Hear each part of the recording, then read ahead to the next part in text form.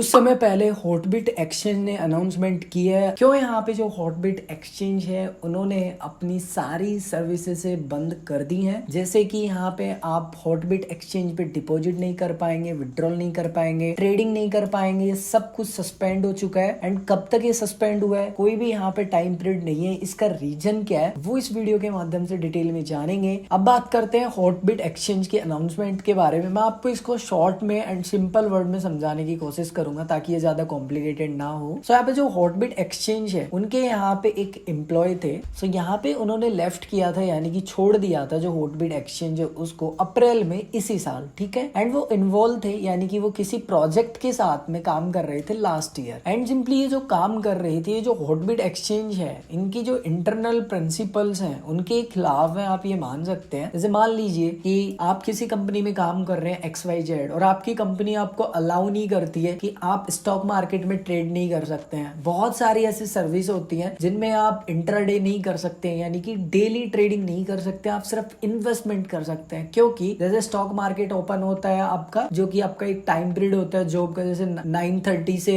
3:30 के समथिंग। सो आप उस समय काम करोगे कि आप इंट्राडे ट्रेडिंग करोगे, और आप करोगे तो फिर आपका जॉब पे ध्यान नहीं रहेगा। सो इसी तरीके से आपका जो ध्यान है वो जॉब पे रहे, जॉब से ना भटके। इसीलिए कुछ टर्म्स एंड कंडीशन होती है, या आप बोल सकते हैं कि प्रिंसिपल होते हैं। एंड यहाँ पे जो हॉटबिट है उसको यहाँ पे इनके बारे में कुछ भी नहीं पता था, यानी कि जो इनके एक्स एम्प्लॉय थे वो काम कर रहे थे जो भी प्रोजेक्ट था उसमें। सो कुछ भी नहीं पता था यहाँ पे। सो यहाँ पे जो हॉटबिट एक्सचेंज है, इसके जो मैनेजमेंट एक्स एम्प्लॉय थे वो जिस भी प्रोजेक्ट के साथ में इन्वॉल्व थे, सो यहाँ पे जो लॉ इन्फोर्समेंट है उनको यहाँ पे कुछ वहां पे जो क्रिमिनल एक्ट है वो दिखता है। और इसी के कारण यहाँ पे जो अन्य कई जो सीनियर जो मैनेजर्स हैं उनको भी यहाँ पे जुलाई से यहाँ पे, यानी कि बोल सकते हैं कि लास्ट मंथ से इन्वेस्टिगेशन चल रहा था। सो इसी के कारण यहाँ पे जो हॉटबिट एक्सचेंज है उस पे सस्पेंशन लगा है। सो सिंपल सी बात है कि कोई भी यूजर ना तो डिपॉजिट कर पाएगा, ना ट्रेड कर पाएगा, ना विड्रॉल कर पाएगा। एंड ये कहना भी बहुत मुश्किल है कि जो